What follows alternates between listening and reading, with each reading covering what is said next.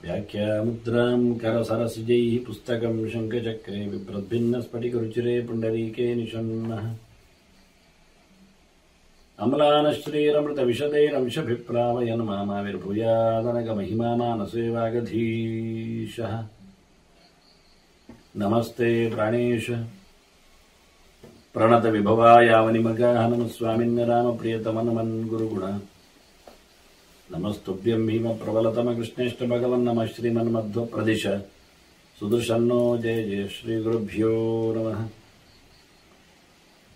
नारायणं सुरगुरुं जगदेकनाथं भक्तप्रियं सकललोकनमस्कृतं च त्रैगुण्यवर्जितमजं विभवाद्यमीशं वन्दे भवग्रम् अमरासुरसिद्धवन्द्यं नारायणं नमस्कृत्य नरं चैव नरोत्तमं देवीं सरस्वतीं व्यासं ततो जयमुदीरये ವೇದವ್ಯಾಸುರ ಮಹಾಭಾರತದ ಚಿಂತಕರಿಗೆ ವಂದನೆಗಳು. ಆಶ್ವಮೇಧಿಕ ಪರ್ವದ 96ನೆಯ ಪ್ರವಚನವಿದು. ಕೃಷ್ಣ ಧರ್ಮರಾಜನಿಗೆ ಹೇಳಿದ ಚಿಂತನೆಗಳಿವು. ಕೃಷ್ಣಗೀತೆ ವೈಷ್ಣವ ಧರ್ಮಗಳ ವಿಶೇಷವಾದ ಬಿತ್ತರ ಇಲ್ಲಿದೆ. ಹಾಗಾಗಿ ಇದು ವಿಷ್ಣು ಗೀತೆಯೇ ಆಗಿದೆ. ಧರ್ಮಜ ಕೇಳಿದ ಮೂಲಕ ಧರ್ಮರಾಜನ ಗೀತೆ ಇದು. ಅರ್ಜುನನಿಗೆ ತಿಳಿಸಿದಂತೆ ಮಗದೊಂದು ಧರ್ಮರಾಜನಿಗೆ ಹೇಳಿದ ಭಗವದ್ಗೀತೆ ಕೃಷ್ಣಗೀತೆ. ಅನೇಕ ವಿಷಯಗಳಲ್ಲಿ ದಾನದ ಬಗ್ಗೆ ಔಚಿತ್ಯವನ್ನು ಹೇಳುತ್ತಾ ಸುಖವಾಗಿ ಯಮಾಲಯವನ್ನು ಪ್ರವೇಶ ಮಾಡತಕ್ಕಂತಹ ಸಜ್ಜನರ ಪುಣ್ಯಾತ್ಮರ ಬಗ್ಗೆ ಹೇಳುತ್ತಾ ಕೃಷ್ಣ ಕೊನೆಗೊಂದು ಮಾತು ಹೇಳುತ್ತಾನೆ. ತನ್ನ ಪೂಜೆ ಮಾಡುವವ, ಬಹಳ ಸುಂದರವಾಗಿ ಹೇಳುವ ಮಾತದು. ಕಳೆದ ಬಾರಿ ಕೃಷ್ಣ ಮೊದಲಿಗೆ ತಿಳಿಸಿದಾಗ ಹೇಳಿದ ಮಾತುಗಳನ್ನು ಹೇಳಿದ್ದೆ. ದೇವರ ಕೋಣೆ ಹೇಗಿರಬೇಕು ಅಂತ ಕೃಷ್ಣನ ಆಸೆ ಅಂತ. ಕೋಣೆ ಮಾತ್ರ ಚಂದ ಆದರೆ ಪ್ರಯೋಜನ ಇಲ್ಲ ಅಂತಾನೆ ಕೃಷ್ಣ. ಪೂಜೆ ಚೆನ್ನಾಗಬೇಕು ಅಂತ ಹೇಳುತ್ತೆ. ಯೋ ಮಾಂ ಏಕಾಂತ ಭಾವೇನ ದೇವಂ ತ್ರ್ಯಂಬಕಮೇವ ಮಾ ಪೂಜೆಯಂತಿ ನಮಸ್ಯಂತಿ ಸ್ತುವಂತಿ ಚ. ಕೊನೆಗೆ ದಿನೇ ದಿನೇ ಯೋ ಮಾಂ ಅಂತಾನೆ ಕೃಷ್ಣ.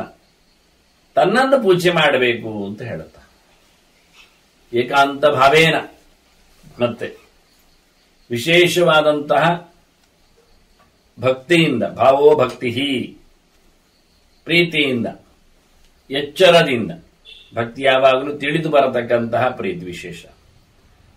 ಏಕಾಂತ ಅಂದ್ರೆ ಇನ್ಯಾರನ್ನೂ ಇಟ್ಟುಕೊಳ್ಳದೆ ಪೀಠದಲ್ಲಿ ನನ್ನನ್ನು ಅಂತ ಕೃಷ್ಣ ಹೇಳ್ತಾನೆ. ನನ್ನನ್ನೇ ಯಾರು ಪೂಜೆ ಮಾಡುತ್ತಾನೆ.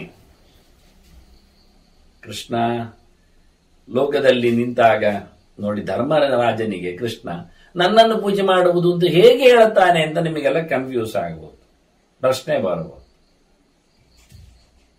ಅರ್ಜುನನಿಗೆ ಹೇಳುವಾಗ ಮನ್ಮನಾಭವ ಮದ್ಭಕ್ತ ಅಂತೇಳಿ ನನ್ನ ಭಕ್ತನಾಗು, ಮತ್ತೆ ನನ್ನನ್ನೇ ನೀನು ಸೇರ್ತೀಯ, ನಾನೆಲ್ಲ ನೋಡಿದ್ದೇನೆ ಕೇಳಿದ್ದೇನೆ ಹೇಳುವಾಗ ಇದು ಹೇಗೆ ಹೇಳ್ತಾನೆ? ನೇರ ನೇರ ಎದುರು ತಾನು ದೇವರು ಅಂತ ಹೇಳಿಕೊಂಡು ತಾನೇ ಇದ್ದೇನೆ. ಯಾಕೆ ಗೊತ್ತಾಗ್ತಾ ಇಲ್ಲ ಇವರಿಗೆ?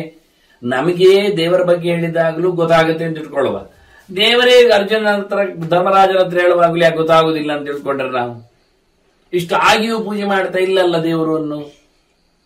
ಅದಕ್ಕೆ ಇವನೇ ಅವರಿಗೆ ಕನ್ಫ್ಯೂಸ್ ಆಗ್ಲಿ ಅಂತಲೂ ಒಂದು, ಕನ್ಫ್ಯೂಸ್ ಆಗಿ ಇರ್ಲಿ ಅಂತಲೂ ಒಂದು, ಮತ್ತೆ ಈ ಪ್ರಶ್ನೆಗಳಿಗೆಲ್ಲ ಉತ್ತರ ಬರಲಿ ಹೇಳಿಕೊಂಡು ದೇವಂ ತ್ರ್ಯಂಬಕಮೇವ ಅಂತ ಹೇಳಿಬಿಟ್ಟ. ಯೋ ಮಾಮೇವ ಮೇವಾಂ ಏಕಾಂತ ಭಕ್ತೇನ ದೇವಂ, ನನ್ನನ್ನೇ ದೇವರನ್ನಾಗಿ ಪೂಜಿಸುವ. ಇಲ್ಲ, ಬೇಕಾದ್ರೆ ಶಿವನನ್ನಾದ್ರೂ ಹೇಳಿಬಿಡ್ತಾನೆ.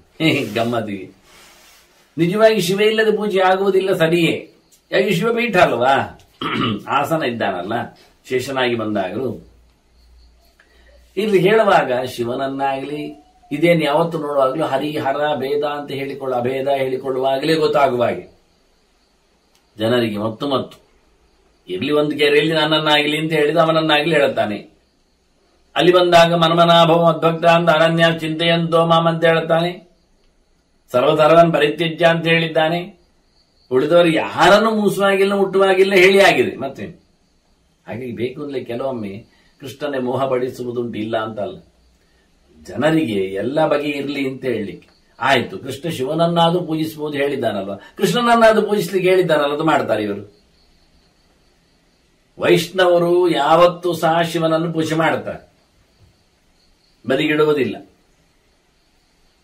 ಆದರೆ ಶೈವರು ವಿಷ್ಣುವನ್ನೆಂದು ಮಾತಾಡಿಸುವುದಿಲ್ಲ, ಅವನಿಂದ ಮಾಡುತ್ತಾರೆ, ದೂರ ಮಾಡುತ್ತಾರೆ. ಅವರಿಗೆ ಆಗುವುದಿಲ್ಲ, ಅದು ಸಹಿಸಲಿಕ್ಕೆ ಆಗ್ತಾ ಇಲ್ಲ. ಹಾಗೆ ಇಲ್ಲಿ ಬಹಳ ಚಂದವಾಗಿ ಏಕೋ ನಾರಾಯಣ ಸೀನ ಬ್ರಹ್ಮ ನೇಶಾನಹ ಅಂತ ಹೇಳುವಲ್ಲಿ ಅಲ್ಲ, ಎಲ್ಲಿಯಾದರೂ ರುದ್ರ ಮಾತ್ರ ಇದ್ರ ಬ್ರಹ್ಮ ಇಲ್ಲ ನಾರಾಯಣ ಇಲ್ಲ ಹೇಳ್ತಾ ಇರ್ತಾರ ಆ ಅರ್ಥದಲ್ಲಿ. ಹಾಗೆ ಹುಟ್ಟಿ ಬಂದದ್ದನ್ನು ತಿಳಿಸ್ತಾರೆ. ಹೀಗೆ ಬಹಳ ಚಂದವಾಗಿ ಇಲ್ಲಿ ಕೃಷ್ಣ ಹೇಳ್ತಾನೆ, ನನ್ನನ್ನು ಪೂಜೆ ಮಾಡಬೇಕು. ದಿನಾ ಹೇಳ್ತಾನೆ, ವರ್ಷಕ್ಕೊಮ್ಮೆ ಮಾಡೋದು, ಹಬ್ಬಕ್ಕೊಮ್ಮೆ ಮಾಡೋದು, ವಾರಕ್ಕೊಮ್ಮೆ ಮಾಡೋದು, ರಜೆಯಲ್ಲಿ ಮಾಡೋದು ಹಾಗೇನಿಲ್ಲ. ಪ್ರತಿನಿತ್ಯ ನನ್ನ ಪೂಜೆ ಆಗ್ಬೇಕು ಹೇಳ್ತಾನೆ. ಪೂಜೆಯಂತಿ ನಮಸ್ಯಂತಿ ಸ್ತುವಂತಿ ಚ ಅಂತ ಪೂಜೆ ಮಾಡಬೇಕು, ನಮಸ್ಕಾರ ಮಾಡಬೇಕು, ಸ್ತೋತ್ರ ಹೇಳಬೇಕು. ನನ್ನದು ಮುಗಿದೋಗುವುದಿಲ್ಲ, ಮಂತ್ರ ಜಪ ಮಾಡಲಿಕ್ಕೆ ಉಂಟು, ತಪ್ಪಿಸ್ಲಿಕ್ಕಿಲ್ಲ ಹೇಳ್ತಾನೆ. ಪ್ರತಿನಿತ್ಯ ನನ್ನನ್ನು ಪೂಜೆ ಮಾಡುವವನು ಯಮಾಲಯಕ್ಕೆ ಹೋಗುವಾಗ ಸುಖವಾಗಿ ಹೋಗ್ತಾನೆ. ಪೂಜೆ ಮಾಡುವುದು ಅಂದಾಗ ಪೂಜೆ ಮಾಡಲಿಕ್ಕೆ ಎಂಥದ್ದು ಬೇಡ, ದೇವರು ಹೇಳಿದ್ದಾನೆ ಸಲಿನೇನಾಭಿ ಪೂಜೆ, ನೀರು ಕೊಟ್ಟರೆ ಸಾಕು. ಹೌದೌದು, ನಾವು ನೀರು ಕೊಟ್ಟರೆ ಸಾಕು ಆಗದು ಅಲ್ವಾ, ನಮಗೂ ಹಾಗೆ ಮಾಡುವ. ಇಲ್ಲ ದೇವರಿಗೆ ಸಮರ್ಪಣೆಗೆ ಇಡಬೇಕು. ಹಾಗಾದ್ರೆ ನಮಗೂ ಸಮರ್ಪಣೆ ಎದ್ದು ತಿನ್ಲಿಕ್ಕೆ ಬೇಕಲ್ಲ, ಅದಕ್ಕೆಲ್ಲ ಇಡುದು. ಯದನ್ನ ಪುರುಷೋ ಭೌತ ತದನ್ನಾತಸ್ಯ ದೇವತಾ ಅಂತ ಹೇಳಿದ ಹಾಗೆ ನಾವು ಏನು ತಿಂತೇವೆಯೋ ಅದನ್ನು ದೇವರಿಗೆ ಸಮರ್ಪಿಸ್ಲಿಕ್ಕೆ. ನಾವು ತಿನ್ನುವುದಿಲ್ಲ ಆದ್ರೆ ದೇವರಿಗೆ ಬೇಡ. ಇದೇನು ಗೊತ್ತುಂಟು, ನಮಗೆಲ್ಲ ಭಾರಿ ಗೌಜಿಯ ಊಟ ಉಪಚಾರಗಳಾಗಬೇಕು. ದೇವರಿಗೆ ಒಂದು ಸಣ್ಣ ತುಂಡು ಬೆಲ್ಲ, ಒಂದು ಸಣ್ಣ ತಟ್ಟೆಯಲ್ಲಿ ನೀರು, ಮತ್ತೆ ಅವನಿಗೆ ಒಂದೆರಡು ಪುಷ್ಪ, ಒಂದು ಅರ್ಧ ಗುಡಿ ತುಳಸಿ, ಸಾಕು ಸಾಕು, ಪುರ್ಸೋದಿಲ್ಲ. ಎಲ್ಲ ಹೇಳುದು, ಇಡೀ ಮನೆ ಮಂದಿಗೆ ಪುರ್ಸೋತಿಲ್ಲ. ಇದಕ್ಕೆಲ್ಲ ತಯಾರು ಮಾಡ್ಲಿಕ್ಕೆ ಪುರ್ಸೊತ್ತು ಇರ್ತದೆ. ಆಗಬೇಕಾದಷ್ಟು ಪೂರು ಸೊತ್ತು ಅಂದ್ರೆ ದುಡ್ಡು, ಪೂರು ಅಂದ್ರೆ ಜಾಸ್ತಿ, ಅದಕ್ಕೆಲ್ಲ ಬೇಕಾದಷ್ಟು ದುಡ್ಡು ಬರ್ತದೆ. ಇದಕ್ಕೆ ಕೃಷ್ಣಲ್ಲಿ ಬಹಳ ಸ್ಪಷ್ಟವಾಗಿ ಹೇಳಿದ್ನು. ಅವನು ಎಲ್ಲವನ್ನ ಹೇಳಿದನು. ಪೂಜೆಯಂತಿ ನಮಸ್ಯಂತಿ ಸ್ತುವಂತಿ ಚ ಅಂತ ಚಕಾರ ಹಾಕಿ ಇನ್ನೂ ಉಂಟು ಹೇಳ್ತಾನೆ. ನನ್ನನ್ನು ಬಹಳ ಚೆನ್ನಾಗಿ ಆರಾಧನೆ ಮಾಡುವವರು ನರಕದ ದಾರಿಯಲ್ಲಿ ಕ್ಷೇಮವಾಗಿ ಹೋಗ್ತಾರೆ. ಇನ್ನು ನಿಮ್ಗೆ ಇಷ್ಟ. ನೀವು ನರಕದ ಬಗ್ಗೆ ಕೇಳಿ ಧರ್ಮರಾಜನಿಗೆ ಮೂರ್ಛೆ ಬಂದಿತ್ತಲ್ಲ, ನಿಮಗೆ ನರಕ ಬರಬಾರದು. ಇದನ್ನೇ ವೇದವ್ಯಾಸರು ಹೇಳಿತ್ತು. ಒಳ್ಳೆಯದಾಗಬೇಕು, ಆದ್ರೆ ಒಳ್ಳೆಯದು ಮಾಡುವುದಿಲ್ಲ ಅಂತೆ. ಕೆಟ್ಟದಾಗಬಾರ್ದು, ಆದ್ರೆ ಕೆಟ್ಟದ್ದು ಬಿಡುವುದಿಲ್ಲ ಅಂತ. ಇದು ಒಳ್ಳೆ ಕಥೆ ಆಯ್ತಂಗ. ಎಂತ ಹೇಳುವ, ಕ್ಷೇಮವಾಗಿ ಮುಟ್ಟಬೇಕಂತೆ. ಮತ್ತೆ ಓಡಿಕೊಂಡು ಬಿದ್ದುಕೊಂಡು ಹಾರಿಕೊಂಡು ಹೋದ್ರೆ ಆಗ್ತದ? ಕೈಕಾಲು ಮುರಿಯುವುದಿಲ್ಲ, ಹೋಗ್ತದ? ಕ್ಷೇಮವಾಗಿ ನಾವು ಗುರಿ ತಲುಪಬೇಕಾದ್ರೆ ಸ್ವಲ್ಪ ಬೇಗ ಹೊರಡಬೇಕು, ನಿಧಾನ ಹೋಗಬೇಕು. ಅದರ ಬದಲಿಗೆ ಗಡಿಬಿಡಿ ಮಾಡಿಕೊಂಡು ಆಕ್ಸಿಡೆಂಟ್ ಆಗಿಕೊಂಡು ಕೈಕಾಲು ಮುರಿದುಕೊಂಡು ಹೋಗಿ ಪ್ರಯೋಜನ ಇಲ್ಲ. ಕ್ಷೇಮವಾಗಿ ಮುಟ್ಟುವಾಗ ಆಗುವುದಿಲ್ಲ. ಅದರಿಂದ ನಾವು ಕ್ಷೇಮವಾಗಿ ಗುರಿಯನ್ನು, ಆ ಎತ್ತರವಾದ ಪ್ರದೇಶವನ್ನು, ದೇವರ ಆಲಯವನ್ನು ಪಡಿಬೇಕಾದ್ರೆ ಇಲ್ಲಿ ನಾವು ದೇವರ ಕೋಣೆಯಲ್ಲಿ ಹೆಚ್ಚು ಸ್ಪೆಂಡ್ ಮಾಡಬೇಕು ಸಮಯವನ್ನು. ಅದಕ್ಕಾಗಿ ಆದರೂ ಅಲ್ಲೇ ಕೂತಲ್ಲಾದರೂ ದೇವರ ವಿಷಯವನ್ನು ಸಂಪಾದನೆ ಮಾಡುವಲ್ಲಿ, ಅವನಿಗೆ ಬೇಕಾದ ದ್ರವ್ಯಗಳನ್ನು ವಿನಿಯೋಗಿಸಿಕೊಳ್ಳುವಲ್ಲಿ. ನಾನು ಹೇಳಿದ್ದಲ್ಲ, ಹೂ ಪತ್ರ ಎಲ್ಲ ತರಲಿಕ್ಕೆ ಹಿಂದೆ ಪಕ್ಕದ ಕಾಡಿಗೆ ಹೋಗ್ತಿದ್ರು ಅಂತ. ಇವತ್ತು ನಮಗೆ ಅಷ್ಟೇ ದೊಡ್ಡ ಕಷ್ಟ ಇಲ್ಲ, ಮನೆ ಪಕ್ಕದಲ್ಲೇ 4 ಗಿಡಗಳನ್ನು ನಡೆಸಿಕೊಂಡು. ಹಾಗಾದ್ರೆ ಹಿಂದಿನವರು ಕಾಡಿಗೆ ಹೋಗಿ ತರುವುದಾದ್ರೆ ಎಷ್ಟೆಲ್ಲ ಪತ್ರ ಪುಷ್ಪಗಳನ್ನು ತರ್ತಾ ಇದ್ರು ಲೆಕ್ಕ ಹಾಕಿ. ಅಂದ್ರೆ ಅದು ಮಧ್ಯಾಹ್ನ ಆಗ್ತಿತ್ತು ಪೂಜೆ, ಬೆಳಿಗ್ಗೆ ಎಲ್ಲ. ಈಗಿನ ಮತ್ತು ಆಗಿನ ಯೋಚನೆಗಳೇ ವ್ಯತ್ಯಾಸ ಪೂಜೆ ಪುನಸ್ಕಾರಗಳಲ್ಲಿ. ಆಗದ ಪೂಜೆ ಏನು ಅಂದ್ರೆ ಮಧ್ಯಾಹ್ನದ ಹೊತ್ತಿನಲ್ಲಿ ಪೂಜೆ, 12-1 ಗಂಟೆಗೆ ಪೂಜೆ, ಮತ್ತೆ ಊಟ ಕ್ರಮ ಪ್ರಕಾರ. ಅದಕ್ಕಿಂತ ಮೊದಲು ಏನು ತಿನ್ನುವುದಿಲ್ಲ, ಕುಡಿಯುವುದಿಲ್ಲ ಯಾರು ಸಹ. ಏನಾದ್ರೂ ಅಧ್ಯಯನ ಎಲ್ಲ ಆಗುತ್ತೆ. ಹಾಗಾಗಿ ಗಾಡಿ ಹೋಗಿ ಎಲ್ಲ ತರಲಿಕ್ಕೆ ಬರುತ್ತೆ, ತಂದು ಪುಷ್ಪ ದಂಡೆ ಕಟ್ಟಿ ಮಾಲೆ ಹಾಕ್ಲಿಕ್ಕೆ. ಇವತ್ತೆಲ್ಲ ದೊಡ್ಡ ದೊಡ್ಡ ದೇವಸ್ಥಾನಗಳನ್ನು ನೋಡ್ಲಿಕ್ಕೆ ಹೋದ್ರೆ ಹಿಂದಿನ ದಿವಸದ್ದೇ ಎಲ್ಲ ಪುಷ್ಪಗಳು. ಯಾಕೆಂದ್ರೆ ಬೆಳಿಗ್ಗೆ 8 ಗಂಟೆಗೆ ಪೂಜೆ ಆಗಬೇಕು, ಅಲಂಕಾರ ಪೂಜೆ 7 ಗಂಟೆಗೆ ಅಲಂಕಾರ ಪೂಜೆ. ಎಲ್ಲಿ ಪುಷ್ಪ ಗಟ್ಟಿ ಆಗುದು? ಹಿಂದಿನ ದಿನದ್ದು. ಯಾವುದನ್ನು ಕೃಷ್ಣ ಹೇಳಿದ್ದಾನೋ, ಆಚಾರ್ಯ ಮಧ್ವರು ಹೇಳಿದ್ದಾರೋ ಅದನ್ನು ನಾವು ಮಾಡುವುದಿಲ್ಲ. ಒಳ್ಳೆಯದಾಗಿ ಕೊಡಿ, ಇವತ್ತಿನದ್ದು ಕೊಡಿ ಕೇಳಿದ್ರೆ ಇಲ್ಲ. ಇವತ್ತಿನ ಹೂ ಅಲ್ಲ, ಇವತ್ತು ಕಟ್ಟಿದ್ದು ಅಲ್ಲ. ಎಲ್ಲೆಡೆ ದೊಡ್ಡ ದೊಡ್ಡ ದೇವಳಗಳಲ್ಲಿ ಅಲ್ಲ, ಯಾರ್ಯಾರೋ ಎಲ್ಲಿಯೋ ಕಟ್ಟಿದ್ದು, ಯಾವತ್ತೋ ಕಟ್ಟಿದ್ದು. ಆವತ್ತಾವತ್ತನೇ ಹೂವನ್ನು ಕೊಯ್ದು ಆವತ್ತಾವತ್ತೇ ಕಟ್ಟಿ ಆವತ್ತಾವತ್ತೇ ದೇವರಿಗೆ ಅಲಂಕಾರ ಪೂಜೆ ಪುನಸ್ಕಾರ ಮಾಡಲಿಕ್ಕೆ. ಈ ವೈಭವ ದೇವರಿಗೆ ಬೇಕು. ನಮಗೆ ನಿನ್ನೆ ಮಾಡಿದ ಅಡುಗೆ ಆಗತ್ತಾ? ಕೆಲವರಿಗೆ ಆಗ್ಬೋದು ನೋಡಿ. ಅದು ಕೃಷ್ಣ ಹೇಳಿದೆ ಯಾತೆ ಯಾಮಂಗ ತರಸಮೆಲ್ಲ ಆಗುವುದಿಲ್ಲ ಅಂತ. ಅವರನ್ನು ಶ್ವಪಾಕಿಗಳು ಅಂತ ಕರೀತಾನೆ. ನಾಳೆಗೆ ಅಂತೇಳಿ ಇವತ್ತು ಅಡುಗೆ ಮಾಡಿದವರು ಅಂದ್ರೆ ಶ್ವಪಚರು ಅಂತ. ಶ್ವ ಅಂದ್ರೆ ನಾಳೆ, ಶ್ವಪಾಕಿಗಳು, ಶ್ವಪಚರು. ಶ್ವ ಅಂದ್ರೆ ನಾಯಿ ಅಂತಲೂ ಅರ್ಥ ಉಂಟು, ಶ್ವ ಅಂದ್ರೆ ನಾಳೆ ಅಂತಲೂ ಅರ್ಥ ಉಂಟು. ಹಾಗೆ ಇಂದಿನ ತಯಾರು ಮಾಡಿದ್ದನ್ನು ನಾಳೆ ಊಟ ಮಾಡುವವರು ಅಂದ್ರೆ ಇವತ್ತಿನ ಊಟ ನಿನ್ನೆದಾಗಿರುತ್ತದೆ. ಇವತ್ತು ಕೊಯ್ದ ಪುಷ್ಪವನ್ನು ನಾಳೆಗೆ ಏರಿಸುವುದು, ನಾಳೆ ಕೊಯ್ದದ್ದನ್ನು ನಾಡಿದಿಗೆ, ನಿನ್ನೆ ಕೊಯ್ದಿಟ್ಟದ್ದು ಇವತ್ತಿಗೆ, ನಿನ್ನೆ ತಯಾರು ಮಾಡಿದ್ದು ನಿನ್ನೆ ರೆಡಿ ಮಾಡಿದ್ದೆಲ್ಲ ಇದು ಉಪಯೋಗ ಇಲ್ಲದ್ದು ಅಂತ ಹೇಳಿಬಿಡ್ತಾನೆ ಕೃಷ್ಣ. ಹಾಗಾಗಿ ಹೇಳುವಾಗಲೇ ಪೂಜೆ ಮಾಡುವಲ್ಲಿ ಬಹಳ ಪೂಜೆಯ ಬಗ್ಗೆ ಒಂದು ಕೆಲವು ಮಾತುಗಳು, ಮಂತ್ರಗಳು, ಅರ್ಚದ ಪ್ರಾರ್ಥದ ಮಂತ್ರದಲ್ಲಿ ನಾನು ಮಂತ್ರ ಸಮೀಕ್ಷೆಯಲ್ಲಿ, ವೇದ ಸಮೀಕ್ಷೆಯಲ್ಲಿ ಹೇಳಿದ್ದೇನೆ. ಸ್ವಲ್ಪ ಕೇಳಿಕೊಳ್ಳಿ ಹೇಗಿರುತ್ತೆ ಅಂದ್ರೆ, ಉಪಚಾರಗಳ ಬಗ್ಗೆ ಹೇಳಿದ ಹಾಗೆ. ಅದರಲ್ಲಿ ಕೃಷ್ಣ ಬಹಳ ಚಂದವಾಗಿ ಯಮಾಲಯವನ್ನು ಕಷ್ಟದಲ್ಲಿ ಹೋಗದಂತೆ, ಅಂದ್ರೆ ನಮಗೆ ದೇವರ ಪುಷ್ಪ ಮಾಡುವಾಗ, ದೇವರ ಸೇವೆ ಮಾಡುವಾಗ, ದೇವರ ಕೆಲಸ ಮಾಡುವಾಗ ಇಲ್ಲೋ ನದಿ ಅಲ್ಲಿಂದ ಮಿಂದು ಬರಬೇಕು, ಚಳಿ ಆಗುತ್ತೆ. ಹೌದೌದು, ಯಮ ಮಾರ್ಗದಲ್ಲಿ ನಿಮಗೆ ಬೆಚ್ಚನೆ ಕಳಿಸ್ತಾರಲ್ವಾ ನೋಡಿ. ಈಗ ನಮಗೆ ಹೂ ಕೊಯ್ಲಿಕ್ಕೆ ಹೋದಾಗ ನದಿ ಮಿಂದು ಬಂದಾಗೆಲ್ಲ ಕಾಲಿಗೆ ಮುಳ್ಳು ಕತ್ತುತ್ತದೆ, ಮೈಗೆ ಚಳಿ ಹಿಡಿತದೆ, ಮಳೆ ಮೇಲಿಂದ ನೀರು ಬೀಳುತ್ತದೆ ಅಂತೇವೆ ನಾವು. ಹಾಗಿರುವಾಗ ದಾರಿಯಲ್ಲಿ ಹೋದಾಗ, ಎಂಬಟ್ಟಣದರಿಗೆ ಕತ್ತಲ ಮಾರ್ಗದಲ್ಲಿ ತೆರಳಿದಾಗ, ತಪ್ತ ವಾಲುಕಗಳ ಬಗ್ಗೆ ಎಚ್ಚರ ಹೇಳಿದಾಗ ಕೃಷ್ಣ ಅದಾಗುವುದಿಲ್ಲ ನಿಮಗೆ. ಯಾರೋ ಮೊನ್ನೆ ನಾನು ಕೇಳಿದೆ, ನೀವು ಮುದ್ರಾಧಾರಣೆ ಎಲ್ಲ ಪ್ರತಿ ವರ್ಷ ಮಾಡಿಕೊಳ್ಳುವುದಿಲ್ವಾ ಅಂತ. ಅದು ಮೈಗೆ ಬಿಸಿ ಆಗ್ತದೆ. ಓಹೋ, ಕೃಷ್ಣನ ಚಿಹ್ನೆಯನ್ನು ಮೈಗೆ ಹಚ್ಚಿಕೊಳ್ಳುವಾಗ ಬಿಸಿ ಆಗುತ್ತೆ ಇವರಿಗೆ. ಹಾಗಾದ್ರೆ ಹಿಮಾಲಯದಲ್ಲಿ ಕಾಲು ಹೇಗಿರ್ತದೆ ಹೋಗುವಾಗ? ಅದತ್ತ ತನೋರ್ನ ತದಾಮೋ ಅಶ್ನುತೆ ವೇದವೇ ಹೇಳ್ತದೆ. ಯಾರು ಮುದ್ರೆ ಹಾಕೊಳ್ಳುವುದಿಲ್ಲ, ತಪ್ತ ಮುದ್ರಾಂಕನವನ್ನು, ಭಗವಂತನ ಚಿಹ್ನೆಯನ್ನು ಹಾಕೊಳ್ಳೋದಿಲ್ಲ, ಅವನಿಗೆ ಆನಂದದ ಮೋಕ್ಷದ ಯಾವತ್ತೂ ಸಹ ಬಾಗಿಲು ಇಲ್ಲ. ವೇದಮಂತ್ರವೇ ಹೇಳಿಕೊಟ್ಟಿದ್ದನು ಬಹಳ ಚಂದವಾಗಿ. ಹೀಗೆ ಪವಿತ್ರಾತ್ಮನಾಗಲಿಕ್ಕೆ ಭಗವಂತನ ಚಿಹ್ನೆ ನಿರಂತರವಾಗಿ ಇರಲಿಕ್ಕೆ ನಾವಿವತ್ತಿನ ಚಳಿಗೆ, ಇವತ್ತಿನ ಮಳೆಗೆ, ಇವತ್ತಿನ ಸೆಕೆಗೆ, ಇವತ್ತಿನ ಬಿರು ಬಿಸಿಲಿಗೆ ಸಾಧನೆಗಳನ್ನು 0 ಮಾಡಿದ್ರೆ ನಾಳೆ ಯಮಲೋಕದಲ್ಲಿ ಇದರ 1000 ಪಟ್ಟು ಜಾಸ್ತಿ ತಪ್ಪಿಸಿದ್ದಕ್ಕೆ ಸಿಗುತ್ತೆ. ಅದು ಆಗದಿರಲಿ ಎನ್ನುವ ನೆಲೆಯಲ್ಲಿ ಭಗವಂತ ಬಹಳ ಚೆನ್ನಾಗಿ ಹೇಳುತ್ತಾನೆ, ನನ್ನ ಪೂಜೆಯನ್ನು ಮಾಡಿದವ ಅಂತ. ಮಾಡ್ಲಿಕ್ಕೆ ಹೋದಾಗಲಿ ಇವನ್ನೆಲ್ಲ ಬದಿಗಿಡ್ತಾನಲ್ಲ, ಒಂದಲ್ಲ ಒಂದು ದಿನ ಮಾಡ್ತಾನೆ ಅಂದಾಗ ಸರಿಯಾಗ್ತಾನಲ್ಲ ಅಂತ ಆಶಾವಾದಿಯಾಗಿ ಕೃಷ್ಣ ಹೇಳಿದ. ಧರ್ಮರಾಜನಿಗೆ ಸುಖದ ಮಾರ್ಗದ ಸವಿ ಸಿಕ್ಕಿತು, ದೇವರ ಆರಾಧನೆಯಲ್ಲಿ ಅದು ತೆರೆದಿದೆ ಎನ್ನುವುದು ಅರ್ಥ ಆಗಿದೆ. ಧರ್ಮರಾಜ ಮತ್ತೆ ಪ್ರಶ್ನೆ ಕೇಳ್ತಾನೆ ಕೃಷ್ಣನಲ್ಲಿ ದಾನಗಳ ಬಗ್ಗೆ. ಮಗದೊಮ್ಮೆ ವಿಶೇಷವಾದ ಏನು ದಾನ ಸಂಗತಿ ದೊಡ್ಡದು ಎನ್ನುವ ನೆಲೆಯಲ್ಲಿ ಮಾತಾಡಿದ್ದಾನೆ, ಕೇಳಿದ್ದಾನೆ. ಆಗ ಕೃಷ್ಣ ಹೇಳುತ್ತಾನೆ, ನೀರು ಮೊದಲಿಗೆ ಇಟ್ಟುಕೊಂಡ, ಜಲದಾನ ಅಂತ ತಗೊಂಡ. ಹೇಗೆ, ಎಲ್ಲಿಗೆ ಅಂದ್ರೆ, ಏಕಾಹಮಪಿ ಕೌಂತೆಯ ಭೂಮೌ ಉತ್ಪಾದಿತಂಜಲಂ, ಒಂದು ದಿನ ಆದ್ರೂ ನೀರಿನಲ್ಲಿ, ನೆಲದಲ್ಲಿ ತೆಗೆದ ನೀರು ಅಂದ್ರೆ ಬಾವಿಯಾಗಿ ಹೊಂಡದಾಗಿ, ಅದು ಒಂದು ದಿನ ಆದ್ರೂ ದನಕ್ಕೆ ತೃಪ್ತಿ ಆಗುವಷ್ಟು ಸಿಕ್ಕಿದ್ರು ಸಾಕು. ನೀರು ಕುಡಿಲಿಕ್ಕೆ ಹೋದಾಗ ಒಂದು ಸಣ್ಣ ಹೊಂಡ, ಒಂದಿನದಲ್ಲಿ ಅದಕ್ಕೆ ಬಂದಾಗೆಲ್ಲ ಕುಡಿಲಿಕ್ಕೆ ಆಯ್ತು, ಮೇಯ್ತಾ ಇದ್ದಾಗ ಗುಡ್ಡೆಯಲ್ಲಿ. ಅಷ್ಟು ಮಾಡಿದ್ರು ಸಾಕಾಗುತ್ತೆ. ಸಪ್ತತಾರಯತೆ ಪೂರ್ವಾನ್, ಅವನ 7 ತಲೆಮಾರನ್ನು ಉದ್ಧಾರ ಮಾಡ್ತಾನವ. ವಿತೃಷ್ಣ ಎತ್ತರ ಗೌರವವೇ. ದನಕ್ಕೆ ಎಲ್ಲಿ ಬಾಯಾರಿಕೆ ಹೋಗ್ತದೋ ಒಂದು ದಿನದ ಮಟ್ಟಿನಲ್ಲಿ ಆದ್ರೂ ಬಾಯಾರಿಕೆ ಹೋಗುವಷ್ಟು ಮಟ್ಟಿನ ಹೊಂಡ ತೆಗೆದು ನೀರು ಮಾಡಿ ಕೊಟ್ಟವ. ಅಷ್ಟೇ, 1-2 ಕೊಡಪಾನದಷ್ಟು. ಅದೊಂದು ಇಡೀ ದಿನದಲ್ಲಿ ಒಂದು 4-6 ಬಕೆಟ್ ಕುಡಿತದೆ. ಬೆಳಗಿಂದ ಸಂಜೆವರೆಗೆ ಅದು ಮೇಯ್ದಾಗ, ಬಿಸಿಲ ಕಾಲದಲ್ಲಿ ಆದ್ರೆ 4-6 ಬಕೆಟ್ ನೀರು ಕುಡಿತದೆ. ಅಷ್ಟರ ಹೊಂಡ, ಒಂದು ದಿನದ ಮಟ್ಟಿಗೆ ದನಕ್ಕೆ ಖುಷಿಯಾಗುವಷ್ಟರ ಮಟ್ಟಿನ ನೀರಿನ ವ್ಯವಸ್ಥೆ ಮಾಡಿದವ. ನೆಲದಲ್ಲಿ ಅಗೆದುಗಿಟ್ಟು ಅಂತಲ್ಲ, ನೆಲದಲ್ಲಿ ಬಕೆಟ್ ಇಟ್ಟು ಆಗುವುದು. ಹಿಂದೆಲ್ಲ ಮರ ಇಡ್ತಿತ್ತು, ಕಲ್ಲಿನ ಮರ ಇರ್ತಿತ್ತು, ಇಷ್ಟು ದೊಡ್ಡ ಗಾತ್ರದ ಕಲ್ಲಿನ ಹಂಡೆ. ಇವತ್ತು ಎಲ್ಲಿಯೋ ಬಹಳ ಬದಿಯಲ್ಲಿ, ಹಳ್ಳಿಯಲ್ಲಿ, ದಾರಿಯಲ್ಲಿ ಎಲ್ಲಿಯೋ ನೀವು ಕಾಣಬಹುದಂತಹ ಕಲ್ಲಿನ ಮರಾಯನ್ನು. ಅದಕ್ಕೆ ಕೆಳಾ ಬದಿಯಲ್ಲಿ ತೂತಿ ಇರ್ತದೆ, ಖಾಲಿ ಮಾಡ್ಲಿಕ್ಕೆ, ಕ್ಲೀನ್ ಮಾಡ್ಲಿಕ್ಕೆ.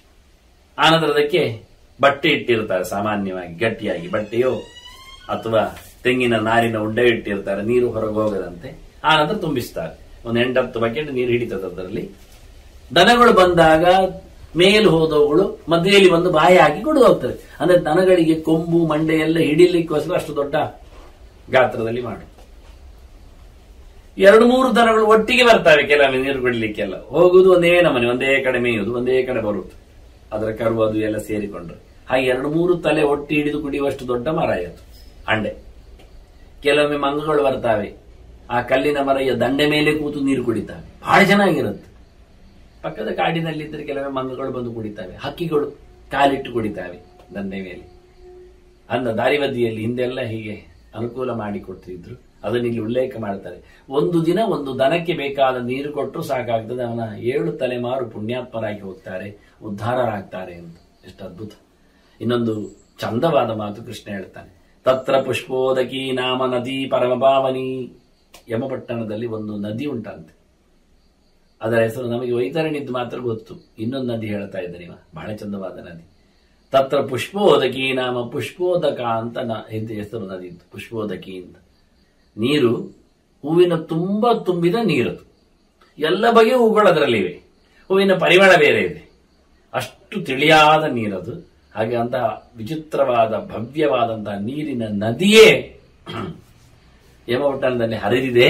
ಅಲ್ಲಿ ಇವನಿಗೆ ನೀರು ದನಕ್ಕೆ ನೀರು ಕೊಟ್ಟವನಿಗೆ ಕಾಮಾನ್ ದದಾತಿ ರಾಜೇಂದ್ರ ತ್ವಯದಾನಾಂ ಯಮಾಲಯೇ.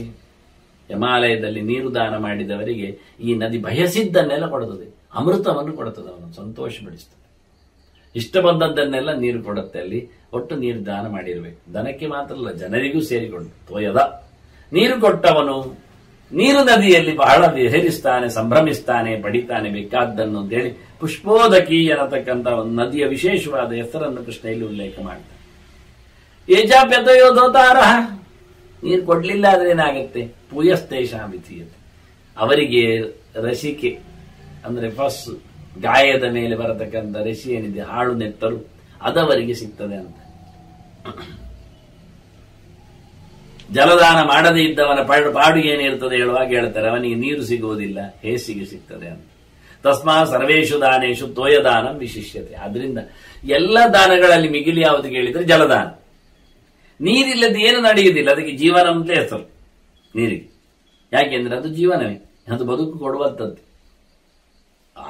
ಹಸುವೆ ಆಗ್ತಾ ಇದ್ರು ನೀರು ಬೇಕಂತೆ, ಮೊದಲಿಗೆ ನೀರು ಕೊಡಿ ಹೇಳ್ತಾರೆ.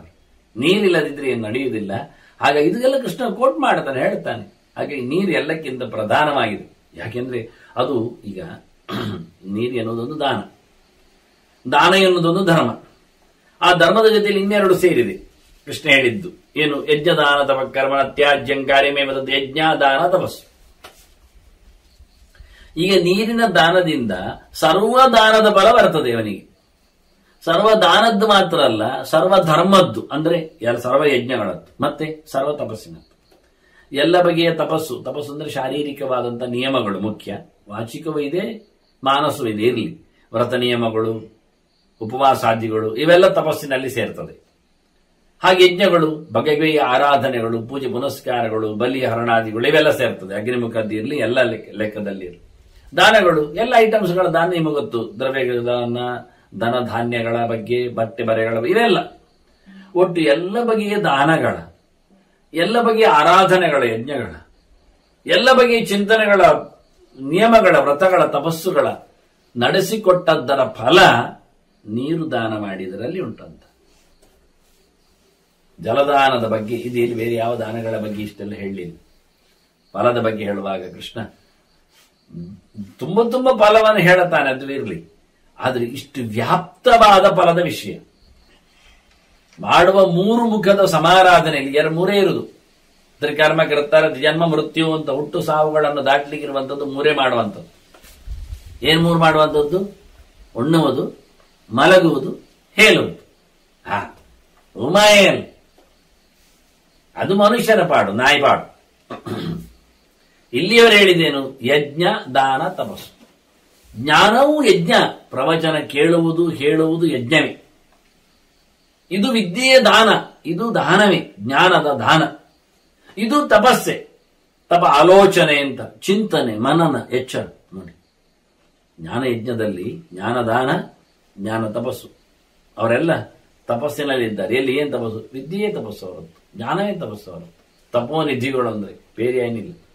ಅದಕ್ಕಾಗಿ ಕೂತ್ಕೊಳ್ತಾರೆ, ಗಂಟೆಗಟ್ಟಲೆ ಯೋಚನೆ ಮಾಡುತ್ತಾರೆ, ಅದನ್ನು ಮನನ ಮಾಡುತ್ತಾರೆ, ಇನ್ನೊಬ್ಬರಿಗೆ ತಿಳಿಸಿಕೊಡುತ್ತಾರೆ. ಎಷ್ಟು ಬೇಡ ಅದಕ್ಕೆ ತಪಸ್ಸು. ಶಾರೀರಿಕವಾಗಿ ಉಂಟು ಕೂತ್ಕೊಳ್ಳೋದು, ಮಾನಸಿಕವಾಗಿ ಉಂಟು ಧಾರಣೆ ಮಾಡುವುದು, ವಾಚಿಕವಾಗಿ ಉಂಟು ಹೇಳುವುದು. ಮತ್ತೊಮ್ಮೆ ಅದನ್ನು ತ್ರಿಕರಣಪೂರ್ಣವಾದ ತಪಸ್ಸು, ಭಗವಂತನ ಯಜ್ಞ. ಇದು ವಾಂಗ್ಮಯ ಯಜ್ಞ, ಅಕ್ಷರದ ಯಜ್ಞ, ಮಾತಿನ ಯಜ್ಞ. ಎಷ್ಟು ಜನ ಇಲ್ಲ ಮಾತಿನ ದೇವತೆಗಳು, ಅವರೆಲ್ಲರ ಯಜ್ಞ. ಎಷ್ಟು ಶಾಸ್ತ್ರಗಳಿಲ್ಲ, ಅದೆಲ್ಲದರ ಯಜ್ಞ. ಅದರೊಟ್ಟಿಗೆ ದಾನ, ಆದಷ್ಟಾದ್ರೂ ಮಾಹಿತಿಗಳ ಹಂಚಿಕೆ, ವಿದ್ಯಾದಾನ, ಅಕ್ಷರದ ದಾನ. ಹಾಗಾಗಿ ಬಹಳ ದೊಡ್ಡ ಮಟ್ಟಿನ ಚಿಂತನೆ ಹೇಳ್ತಾನೆ ಕೃಷ್ಣ.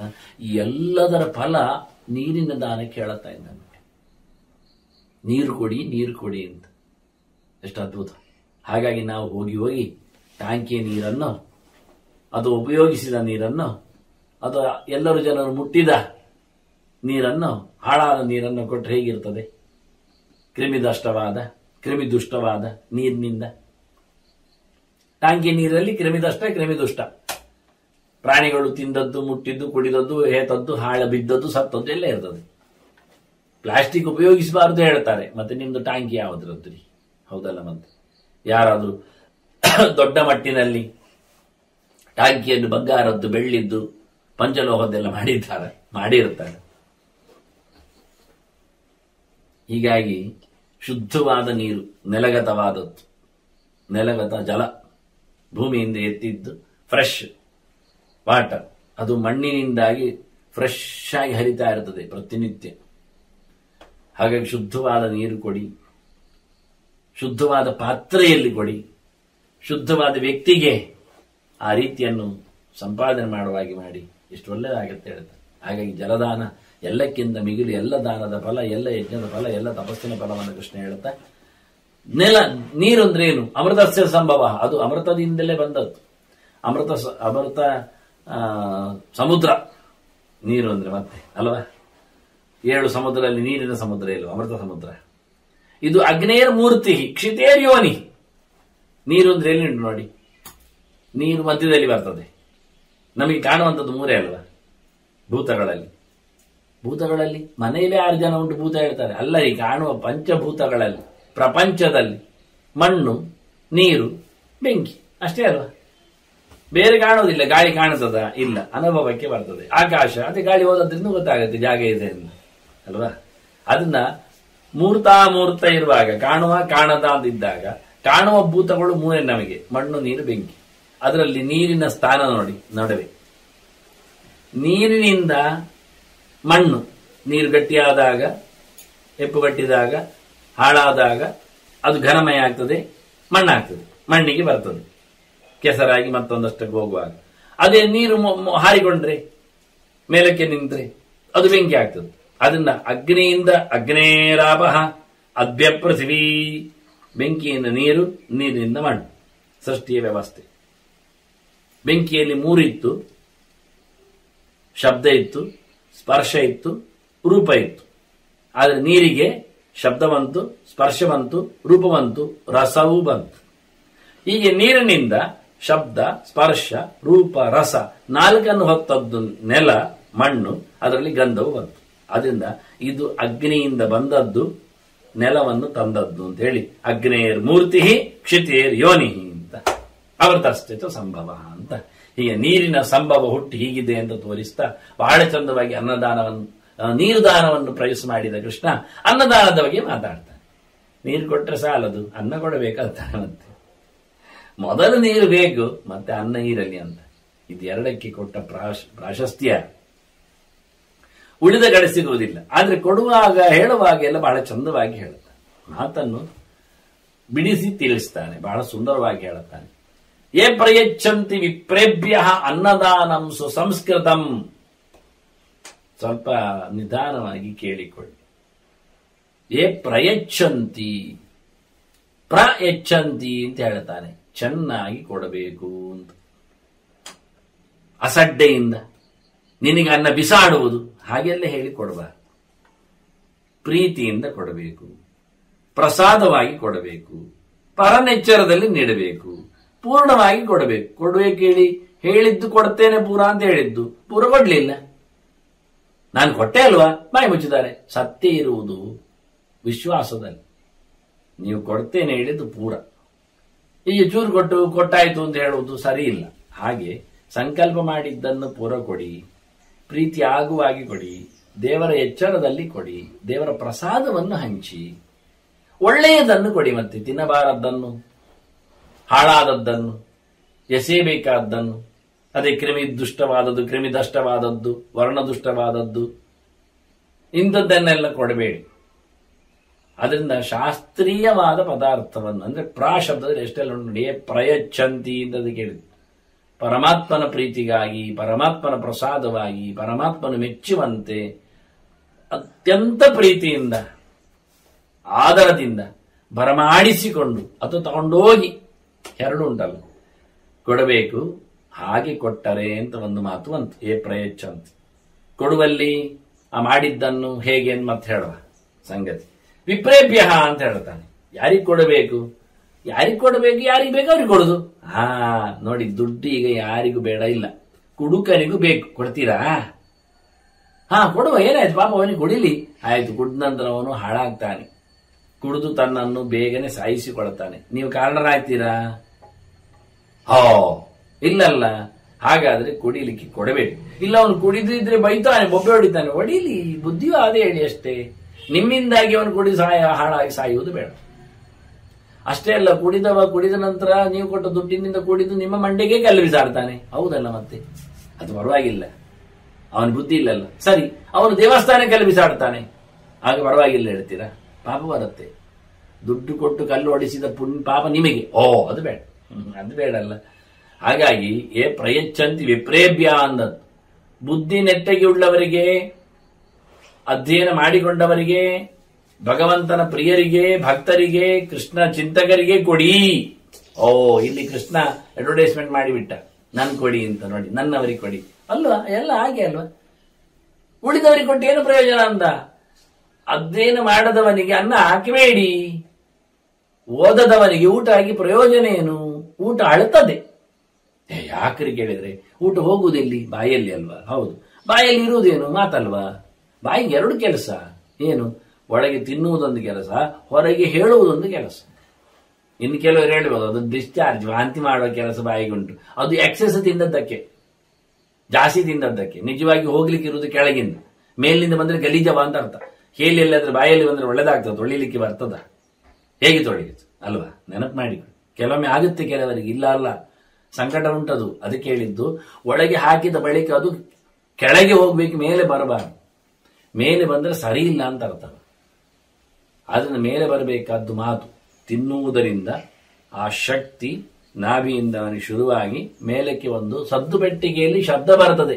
ಅಕ್ಷರ ಓದಲಿಕ್ಕೆ ಕಲಿಬೇಕು ತಿಂದವ ಹೊರತು ನಾಲಿಗೆಯಲ್ಲಿ ತಪ್ಪಿಸಿಕೊಂಡ್ರೆ ಪ್ರಯೋಜನ ಆಗುವುದಿಲ್ಲ. ಈ ಲೋಕದಲ್ಲಿ ದೇವರು ತಂದಾಕಿ ಆಗಿದೆ.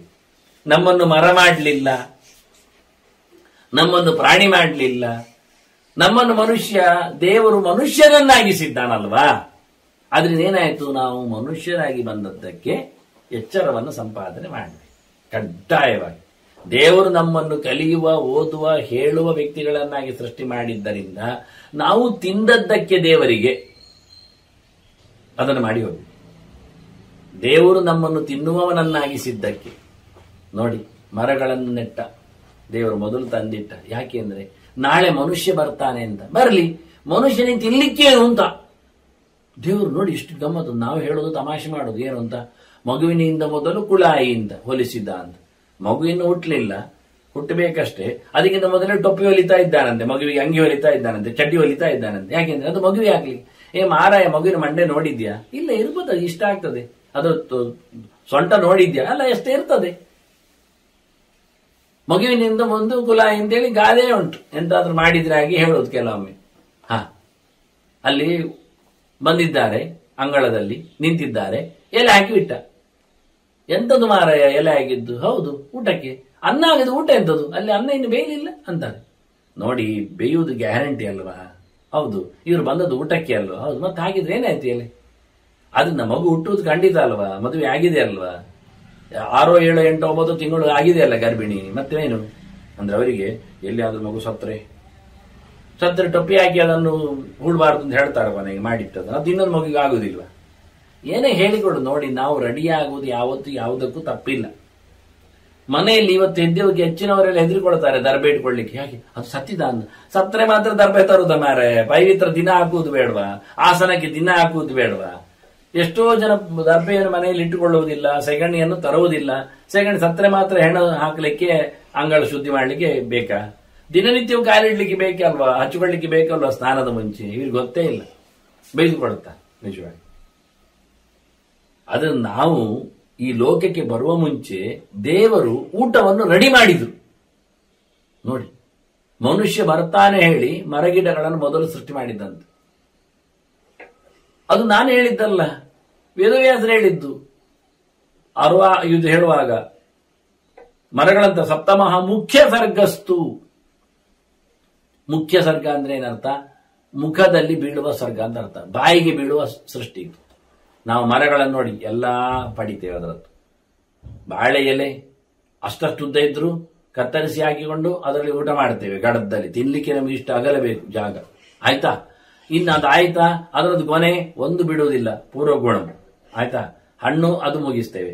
ಅದರದ್ದು ಹೂವಿನ ಮೊಂತೆ ಇದ್ರೆ ಅದನ್ನು ಕತ್ತರಿಸಿ ತಿಂದಾಕ್ತೇವೆ. ಅಲ್ಲಿಗೆ ಆಯ್ತು ಅಂದಿಲ್ಲ.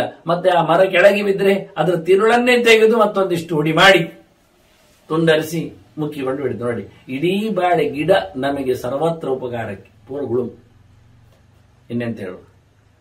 ಹೀಗೆ ಇಡೀ ಪ್ರಪಂಚದ ಮರಗಿಡಗಳ ಸೊತ್ತಲ್ಲಿ ಎಲ್ಲ ಮನುಷ್ಯನಿಗೆ ತಿನ್ಲಿಕ್ಕೆ ಅನುಕೂಲ ಮಾಡುವ ಹಾಗೆ ಉಂಟು. ಅದರ ಬೇರು ಬಿಡುವುದಿಲ್ಲ, ಅದರ ಕಾಯಿ ಬಿಡುವುದಿಲ್ಲ, ಗಿಣ್ಣು ಬಿಡುವುದಿಲ್ಲ, ಗಂಟು ಬಿಡುವುದಿಲ್ಲ, ಎಲೆ ಬಿಡುವುದಿಲ್ಲ, ಚಿಗುರು ತೆಗಿತಾನೆ, ತಂಬುಳಿ ಅಂತೇಳಿ ಎಲ್ಲ ಮಾಡ್ತಾನೆ.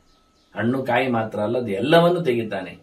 ಎಲ್ಲ ಕಡೆಯಲ್ಲಿ ಕ್ರೀಪರ್ಸ್ ಇರಲಿ, ಯಾವುದೇ ರೀತಿ ಇರಲಿ, ಭೂಶಾಸ್ತ್ರ ಇರಲಿ ಅಂತ. ಅದನ್ನು ದೇವರು ಮೊದಲು ಅನ್ನ ತಂದಿಟ್ಟ. ಈಗ ನಮ್ಗೆ ಅರ್ಥ ಆಗಿರ್ಬೇಕು. ಕೆಲವರಿಗೆ ಇದು ಇಡಿಸುವುದಿಲ್ಲ. ಎಂಥದ್ದು ಮಾರಾಯರಿ, ಎಂಥದ್ದು ಅದು ತಿನ್ನುವಾಗೆ ಎಲ್ಲ ರುಚಿ ಕಮ್ಮಿ ಉಂಟು. ಅದಕ್ಕೆ ಪ್ರಾಣಿಗಳನ್ನು ತಿನ್ಲಿಕ್ಕೆ ಶುರು ಮಾಡಿದ. ಅದನ್ನು ದೇವರು ತಂದಿಟ್ಟ. ತಿರಷ್ಟ ಮಷ್ಟಮಸ್ತರ್ಗ ಅಂತ ಮತ್ತೆ ಒಂದಿಷ್ಟು ಬಗೆ ಪ್ರಾಣಿಗಳನ್ನು ಮಾಡಿದ. ಕೆಲವರಿಗೆ ಕೆಂಪಿದ್ದೇ ಬೇಕಂತ ಆಯ್ತು, ಕೆಲವರಿಗೆ ಹರಿದಾಡೋದು ಬೇಕು, ಸರಿ, ಕೆಲವರಿಗೆ ಹತ್ತಾರಿಗೆ ಕಾಲುಗಳದು ಬೇಕು, ಆಯ್ತು.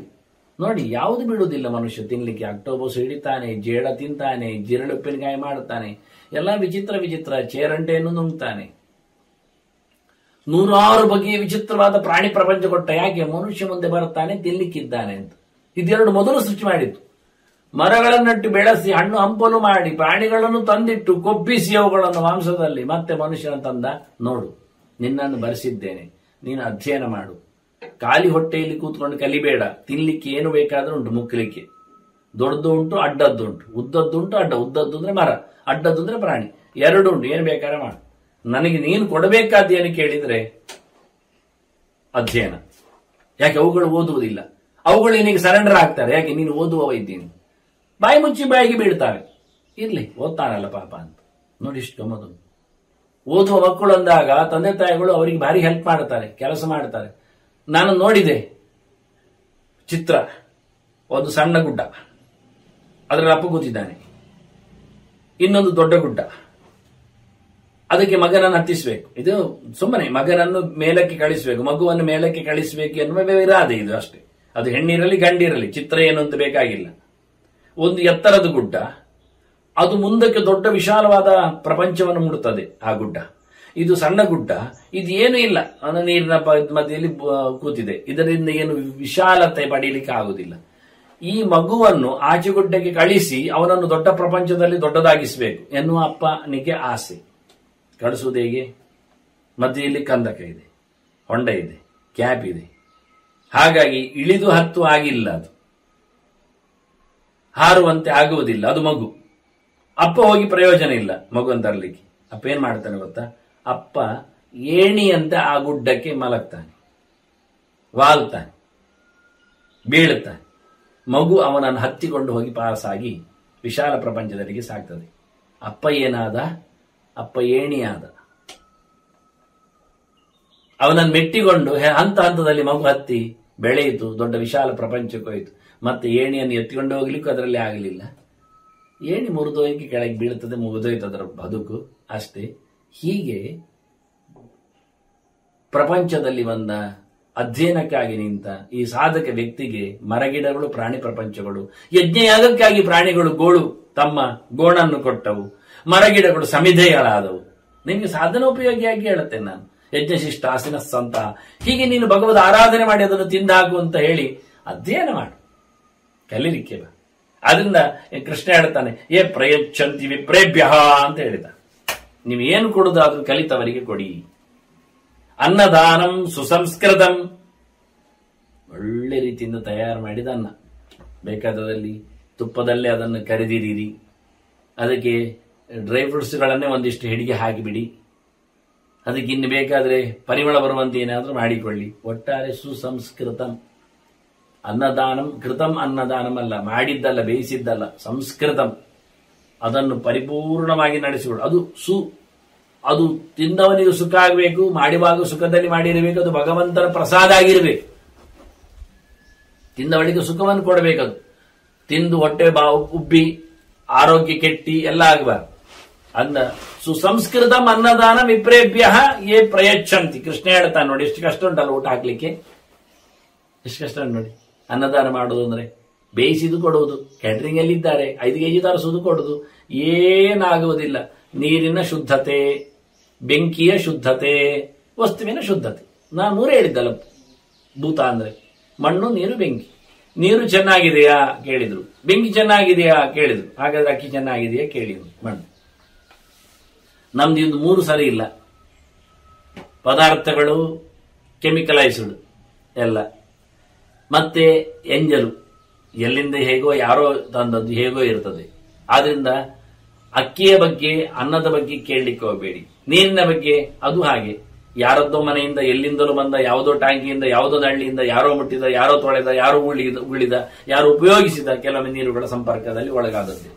ಮತ್ತೆ ಬೆಂಕಿ ಅದು ಕೇಳಬೇಡಿ. ಮತ್ತೆ ಶುದ್ಧವಾದ ಕಟ್ಟಿಗೆಯಲ್ಲಿ ಉರಿಯುವ ಬೆಂಕಿ ಅಲ್ಲ, ಕಟ್ಟಿಯೂ ಇಲ್ಲ. ಯಾವ್ಯಾವುದೋ ನೆಲೆಯಲ್ಲಿ ಯಾವ್ಯಾವುದೋ ರೀತಿಯಲ್ಲಿ ಮಾಡಿದ, ನೆಲದಲ್ಲಿ ಇಲ್ಲದ, ಅಗ್ನಿಸ್ಪರ್ಶ ಅಲ್ಲದ, ಹಳದಿಯಾದ ಕೆಂಪಾದ ಫ್ಲೇಮ್ ಇಲ್ಲದ, ಈ ರೀತಿಯಾದ ಬೆಂಕಿಯಲ್ಲಿ ತಯಾರು ಮಾಡಿದ. ಆದ್ರಿಂದ 3 ಅಶುದ್ಧ ಆಯ್ತು. ಕೃಷ್ಣ ಹೇಳ್ತಾನೆ ಸುಸಂಸ್ಕೃತ ಅಂತ. ಯಾರೋ ಕೇಳಿದ್ರೊಮ್ಮೆ, ಇವರದ್ದೆಲ್ಲ ಮಡಿವಂತಿಗೆಯಲ್ಲಿ ಊರು ಸಾಯ್ತಾ ಉಂಟು ಹಾಗೆ ಹೀಗೆ ಅಂತ ಯಾರ್ಯಾರಿಗೂ ಹೇಳುವಾಗ, ದೇವರೇನು ಕೇಳಿದ್ನ? ದೇವರೇನು ಗ್ಯಾಸಲ್ಲಿ ಇದ್ದದ್ದು ಹಾಕಬೇಡ ಹೇಳ್ತಾನ? ದೇವರೇನು ಬ್ರೆಡ್ ಬಟರ್ ಎಲ್ಲ ಆಗುದಿಲ್ಲ ಹೇಳ್ತಾನ ಅಂತ? ಅದಕ್ಕೆ ಆಚಾರ ಬರೆದದ್ದು, ಪತ್ರಂ ಪುಷ್ಪಂ ಫಲಂ ತೋಯಂ ಯೋಮೆ ಭಕ್ತ್ಯಾ ಪ್ರಯಚ್ಛತಿ ಅನ್ನುವಲ್ಲಿ ಆಚಾರ್ಯ ಹೇಳಿದ್ದು ಶಾಸ್ತ್ರೀಯವಾದದ್ದನ್ನು ಅಂತ ಹೇಳಿದ್ದು. ನ ತ್ವಯಿತಂ ಪತ್ರಾದಿ ಎಂದು ಶಾಸ್ತ್ರ ಹೇಳದೆ ಇದ್ದದ್ದನ್ನ ಮಾಡ್ಲಿಕ್ಕೆ ಹೋಗ್ಬೇಡಿ, ದೇವರಿಗೆ ಶಾಸ್ತ್ರೀಯವಾದದ್ದನ್ನಷ್ಟೇ ಕೊಡಿ ಅಂತ. ಹಾಗಾಗಿ ಇಲ್ಲಿ ಸ್ಪಷ್ಟವಾಗಿಯೇ ಬಹಳ ಚೆನ್ನಾಗಿ ಕೃಷ್ಣ ಹೇಳ್ತಾನೆ, ಅನ್ನವನ್ನು ದಾನ ಮಾಡಿ, ಆದ್ರೆ ಅದು ಮಾತ್ರ ಚೆನ್ನಾಗಿರ್ಲಿ ಅಂತ. ಸುಸಂಸ್ಕೃತಂ. ನಮಗೆ ಪ್ರಿಪೇರ್ ಮಾಡುವಾಗ ಗ್ಲೌಸ್ ಹಾಕಿದ್ದಾನ, ಪ್ರಿಪೇರ್ ಮಾಡುವಾಗ ಅವನು ಮಾಸ್ಕ್ ಹಾಕಿದ್ದಾನ, ಪ್ರಿಪೇರ್ ಮಾಡುವಾಗ ಅವನು ಟೊಪ್ಪಿ ಹಾಕಿದ್ದಾನ, ಪ್ರಿಪೇರ್ ಮಾಡುವಾಗ ಅವನು ಬನಿಯಾನ್ ಬೆವರು ಬೀಳದಾಗಿ ಬನಿಯಾನ್ ಹಾಕಿದ್ದಾನ, ಅವನು ಸೊಂಟಕ್ಕೆ ಪಟ್ಟಿ ಹಾಕಿದ್ದಾನ, ಅದು ಕೇಳುವುದಿಲ್ಲ. ಅವನು ಹೇಗೆ ಪ್ರಿಪೇರ್ ಮಾಡಿದ, ಬುದ್ಧಿ ಹೇಗಿತ್ತು ಅವನದ್ದು, ಎಲ್ಲಿಯ ನೀರಲ್ಲಿ ತಂದು ಮಾಡಿದ, ಯಾವ ಅಗ್ನಿಯಲ್ಲಿ ಆಗಿತ್ತು, ಅದೆಲ್ಲ ತಿಳಿದ. ಆಯಾಸ ಪಡದೆ ಕೆಲಸ ಮಾಡ್ಲಿಕ್ಕೆ ಯಾವುದಾದ್ರೂ ಆಗ್ತದ? ಗಂಧ ದೇವನ ಮೈಯಲ್ಲಿಯೂ ಬೆವರು ಇಳಿತದೆ ಸ್ವಾಮಿ, ಬನಿಯಾನ್ ಹಾಕೊಳ್ಳಿ ನಾಳೆಯಿಂದ, ಅಥವಾ ಮೆಷಿನ್ ಅಲ್ಲಿ ಗಂಧವನ್ನು ತೇಯ್ಲಿ, ದೇವರಿಗೆ ಹಾಕ್ಲಿಕ್ಕೆ ಆಗುವುದಿಲ್ಲ. ಮನುಷ್ಯ ಕಷ್ಟಪಡದೆ ಪ್ರಯತ್ನ ಮೇಕಮಗ್ರತೋ ವಿಧಾಯ ಭೂತಿಮಾಪೃಮ ಮಹಾಪ್ರಯತ್ನ ವರ್ಜಿತ ಜನಾ ನ ಜಗ್ಮುರುನ್ನತಿ. ಭೀಮಸೇನನ ವಾದ. ಆಯಾಸ ಪಡದೆ, ತುಂಬಾ ಪ್ರಯತ್ನ ಪಡದೆ, ಮುಂದುವರಿಯದೆ ಆಗುವುದಿಲ್ಲ ಕೆಲಸ ಅಂತ. ಉಪವಾಸ ಮಾಡುವಾಗಲೂ ಕಷ್ಟ ಆಗುತ್ತೆ. ಉಪವಾಸ ಮಾಡಿದವನು ಪೂಜೆ ಮಾಡುವಾಗ ಬೆವರು ಇಳಿಯುತ್ತೆ. ಅವನು ತಂಪು ಒಳಗಿಲ್ಲ, ನೀರಪಸ ಇರುವುದಿಲ್ಲ, ಆಯಾಸ ಆಗ್ತದೆ. ಆಯಾಸ ಪಡಬಾರದು. ಆಯಾಸ ಪಡುವ ಸಾಹಸದ ಕರ್ಮ ಎಲ್ಲ ಅದು ರಾಜಸ ಹೇಳಿದ್ರೆ, ಸಾಹಸ ಪಡದಿದ್ರೆ ಯಾವ ಕಾಲದಲ್ಲಿ ಉಪವಾಸ ಮಾಡ್ಲಿಕ್ಕೆ ಆಗುದಿಲ್ಲ, ಅದು ರಾಜಸ ಅಂತ ಹೇಳಬೇಕಾಗತ್ತೆ. ಒಂದೊತ್ತಿನ ಊಟದ ಉಪವಾಸ, ಉಪ್ಪು ಹುಳಿ ಖಾರ ಇಲ್ಲದ ಉಪವಾಸ, 2 ಏಕಾದಶಿ ಬರುವ ಉಪವಾಸ, ಅದು ಸಾಹಸ ಅಲ್ಲದ ಇನ್ನೇನು, ರಾಜಸ ಕರ್ಮ ಅಂತ ಒಂದು ಹೇಳೋದಾದ್ರೆ ಆಗ್ಲೇಬೇಕು. ಏಕಾದಶಿಯನ್ನು ಅನಧ್ಯಯನ ಅಂತ ಘೋಷಣೆ ಮಾಡಿಲ್ಲ. ಪಾಠ ಪ್ರವಚನ ಮಾಡಿದಾಗ ಆಯಾಸ ಆಗುತ್ತೆ, ಬಾಯಿ ದೊಡ್ಡ ಬಸೆ ಆಗುತ್ತೆ, ನೀರ ಬಸೆ ಬೇಕು ಕೇಳತ್ತೆ, ಬಿಡುವ ಅನ್ನೋದೇನು ಘೋಷಣೆ ಮಾಡಿಲ್ಲ. ಅವರು ಘೋಷಣೆ ಮಾಡಿದ್ದು ಪ್ರದೋಷವನ್ನು ದ್ವಾದಶಿಯಲ್ಲಿ, ಚತುರ್ದಶಿ ಹುಣ್ಣಿಮೆ, ಅಮಾವಾಸ್ಯೆ ಪಾಡ್ಯವನ್ನು, ಅಷ್ಟಮಿ ಚೌತಿಯನ್ನೆಲ್ಲ. ಚೆನ್ನಾಗಿದೆ ಚಿಂತನೆ. ಹಾಗಾಗಿ ಸಾತ್ವಿಕವಾದ ಪ್ರಯತ್ನ ಏನಿದೆ ಅದು ಬೇಕೇ ದೇವರಿಗೆ. ಅದು ಒಳ್ಳೇದು, ಅದು ತಪ್ಪೇನಲ್ಲ, ಅದು ಯೋಗ್ಯವೇ. 4-6 ಗಂಟೆ ಕೂತ್ಕೊಂಡು ಜಪ ಮಾಡೋದು, 1000ವನ್ನು ಮಾಡಬೇಕಂದ. ಕಳೆದ ಬಾರಿ ಕೃಷ್ಣ ಧರ್ಮರಾಜನ ಹೇಳಿದ್ದ, ಸಹಸ್ರ ಪರಮಾಮ್ ಅಂತಾನೆ. 1000 ಜಪ ಬೆಳಿಗ್ಗೆ ನಿಂತು ಮಾಡುವಾಗ ಆಯಾಸ ಆಗುದಿಲ್ವಾ? ಮಧ್ಯಾಹ್ನ 1000 ಜಪ ಕರ್ಣ ಮಾಡ್ತಿದ್ದ, ಸೂರ್ಯ ಆಚೆ ಹೋಗುವವರೆಗೆ ಮಾಡ್ತಿದ್ದ. ಆಗ ಮೈ ಮೇಲೆ ಬಿಸಿ ಬೀಳ್ತಿತ್ತು, ಬೆವರೇನಿರ್ತದ ಕರ್ಣನಿಗೆ. ಏನು ಹೆಸರು ಮೇಲೆ ಕೂತು ಮಾಡಿದ್ದ? ನಾನು ನದಿ ತೀರದಲ್ಲಿ ಮಾಡಿದ.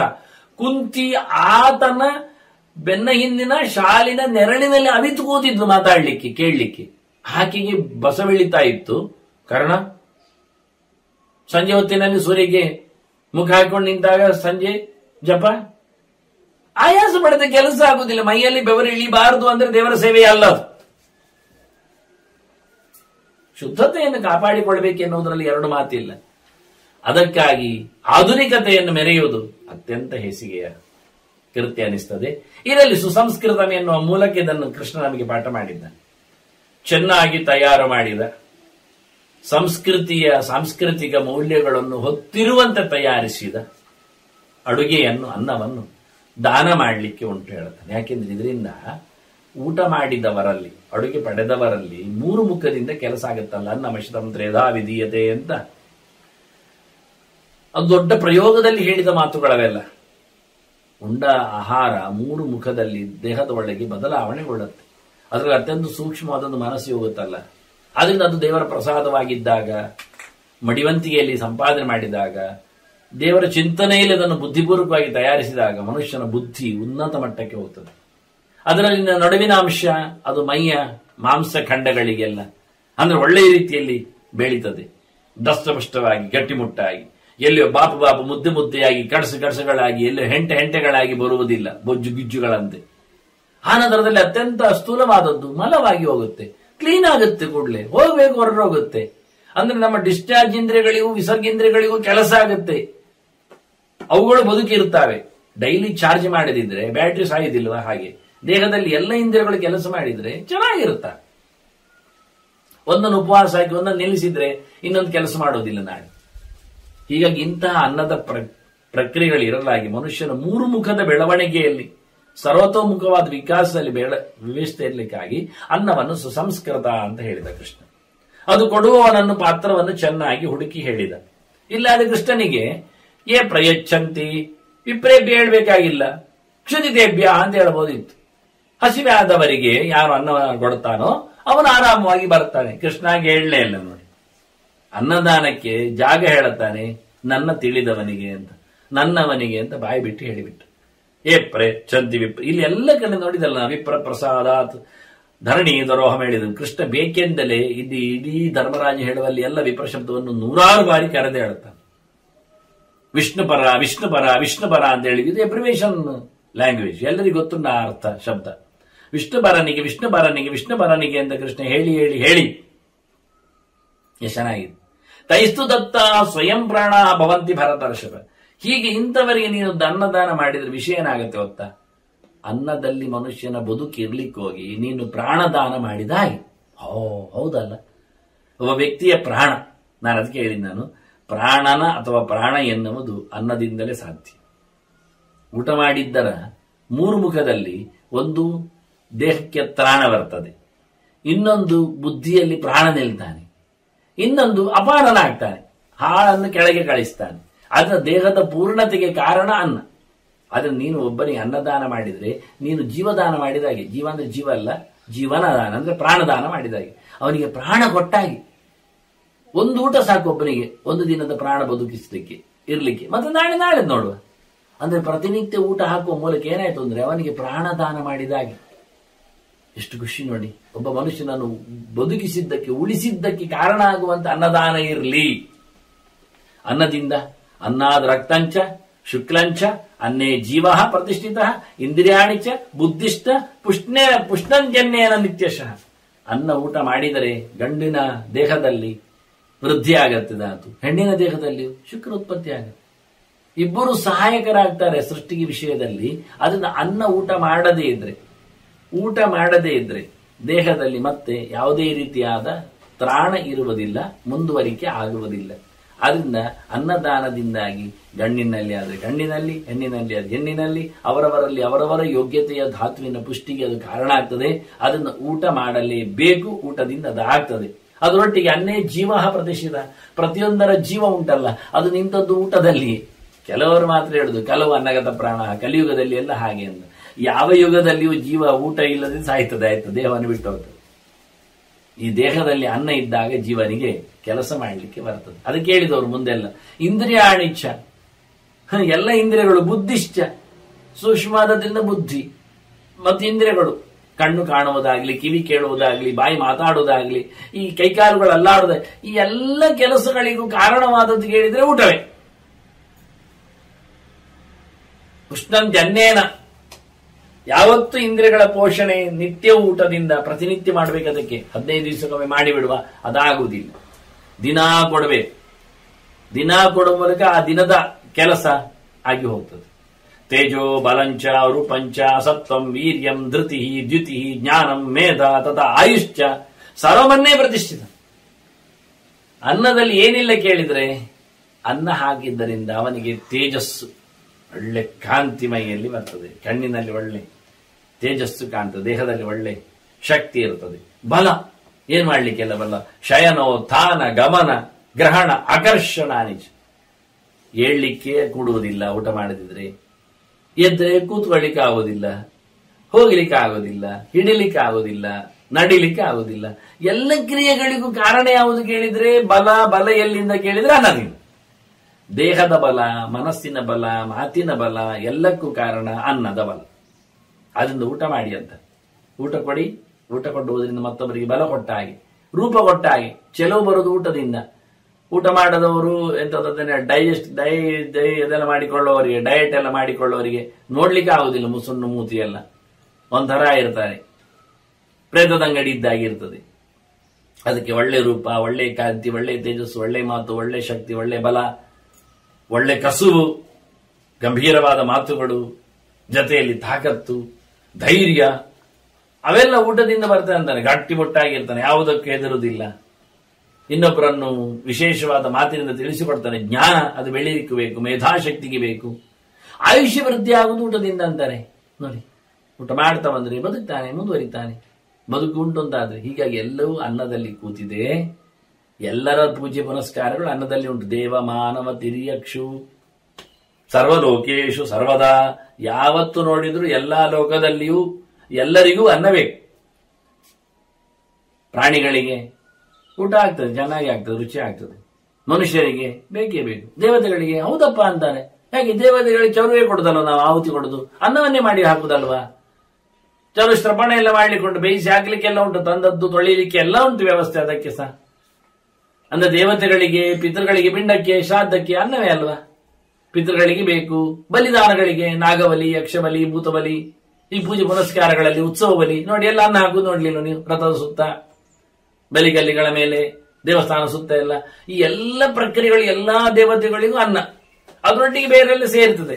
ಅನ್ನ ಭೂಪ ಎಲ್ಲ ಹೇಳ್ತಾರೆ, ಆಚಾರ್ಯರು ಹೇಳ್ತಾರೆ. ಬಲಿದಾನಕ್ಕೆ ಅಂಕುರಾರ್ಪಣದ ಹಿಂದ ಸಂದರ್ಭದಲ್ಲಿ ಅನ್ನ ಇದೆ, ಅಪೂಪ ಇದೆ. ಅಪೂಪ ಅಂದ್ರೆ ಅಪ್ಪ, ಲಾಜ ಅಕ್ಷತ ಇದೆ, ಅರಳು ಅಕ್ಷತ, ಇವೆಲ್ಲದಿಂದ ಪ್ರತ್ಯೇಕ ಬೇರೆ ಬೇರೆಯವರೇ ಬೇರೆ ಬೇರೆ ರೀತಿಯಿಂದ ಅನೇಕ ಬಗೆಯ ಅನ್ನಗಳು. ಚಿತ್ರಾನ್ನ, ಹರಿದ್ರ ಅನ್ನ, ಘೃತ ಅನ್ನ, ದದ್ಯನ್ನ, ಕ್ಷೀರಾನ್ನ, ಮುದ್ಗಾನ್ನ, ಕೃಸರಾನ್ನ, ತಿಲಾನ್ನ, ಎಷ್ಟೆಲ್ಲ ಅನ್ನಗಳ ಬಗ್ಗೆ ಹೇಳ್ತಾರೆ ಅವರು. ಇವೆಲ್ಲ ಪ್ರತ್ಯೇಕ ಮಾಡ್ಲಿಕ್ಕೆ, ಒಬ್ಬೊಬ್ಬರಿಗೆ ಆಗೋದು ರೀತಿಯಿಂದ ಬೆರೆಸಿಕೊಂಡು ಕೊಡ್ಲಿಕ್ಕೆ. ಒಂದೇ ನಮ್ಮನೆ ಅನ್ನ ಇದೆ, ಅದರೊಟ್ಟಿಗೆ ಬೇರೆ ಸೇರಿಕೊಳ್ಳಬೇಕು. ಗುಡ ಅನ್ನ, ಪರಮಾನ್ನಗಳೆಲ್ಲ ಸೇರಿಕೊಂಡಾಗ 16 ಬಗೆಯ ಅನ್ನಗಳ ಬಗ್ಗೆ ಶಾಸ್ತ್ರಗಾರರು ಪ್ರತ್ಯೇಕ ದೇವತೆಗಳಿಗೆ ಕೊಡುವಾಗ ಇಷ್ಟೆಲ್ಲ ಯಾರು ಮಾಡೋದಿಲ್ಲ. ವಾಸ್ತು ಪೂಜೆಯಲ್ಲಿ ಹಾಗೆಲ್ಲ ಉಂಟು, ಯಾರ್ಯಾರಿಗೆ ಏನೇನು ಕೊಡ್ಲಿಕ್ಕೆ ಅಂತ. ದಿಕ್ಪಾಲ ಬಲಿಯಲ್ಲಿ ಹಾಗೆ ಉಂಟು, ನವಗ್ರಹರಲ್ಲಿ ಹಾಗೆ ಇದೆ, ಆ ನಂತರ ಅಂಕುರಾರೋಪಣದಲ್ಲಿ ಹಾಗೆ ಉಂಟು, ಭೂತಬಲಿಯಲ್ಲಿ ಎಲ್ಲ ಹೇಳ್ತಾರೆ, ದ್ವಾರ ಬಲಿಗಳಿಗೆಲ್ಲ. ಇದನ್ನೆಲ್ಲ ಅನ್ನದಲ್ಲೇ ಕೊಡ್ಲಿಕ್ಕೆ ನೋಡಿ. ದೇವತೆಗಳ ಸಮಾರಾಧನೆ, ಪಿತೃಗಳ ಸಮಾರಾಧನೆ, ಮನುಷ್ಯರ ಊಟ, ಪ್ರಾಣಿಗಳಿಗೆ, ಗೋವುಗಳಿಗೆಲ್ಲ ಗ್ರಾಸ ಇಡುವಾಗ, ಹಾಗೆ ಎಲ್ಲರಿಗೂ ಸಹ ಎಲ್ಲಾ ಕಾಲದಲ್ಲಿ ಅನ್ನದಲ್ಲಿಯೇ ತೃಪ್ತಿ, ಅನ್ನದಲ್ಲಿಯೇ ಸಮಾರಾಧನೆ. ಅನ್ನಂ ಪ್ರಜಾಪತೇ ರೂಪಂ ಅನ್ನಂ ಪ್ರಜನನಂ ಸ್ಮೃತಂ. ಅನ್ನವು ಚತುರ್ಮುಖನದ್ದೇ ಒಂದು ರೂಪ ಇದ್ದಾಗ ಇಡೀ ಬ್ರಹ್ಮಾಂಡವನ್ನು ಸೃಷ್ಟಿ ಮಾಡಿ ಊಟದ ವ್ಯವಸ್ಥೆ ಮಾಡಿದ ಅವ. ಆದ್ರಿಂದ ಅದನ್ನ ಅನ್ನದಲ್ಲಿ ಯಾರಿದ್ದಾರೆ ಕೇಳಿದ್ರೆ ಪ್ರಜಾಪತಿ ಬ್ರಹ್ಮ ಅಂತ ಅರ್ಥ. ಬ್ರಹ್ಮದೇವರೇ ಅನ್ನದಲ್ಲಿದ್ದ ಪ್ರಧಾನನಾಗಿ. ಇದು ಸೃಷ್ಟಿಯ ಒಂದು ಸಂಕೇತ. ಬ್ರಹ್ಮದೇವರು ಸೃಷ್ಟಿಯಲ್ಲಿ ಕೂತಿದ್ದಾರೆ, ಆದ್ರೆ ಅನ್ನದಿಂದಲೇ ಸೃಷ್ಟಿ.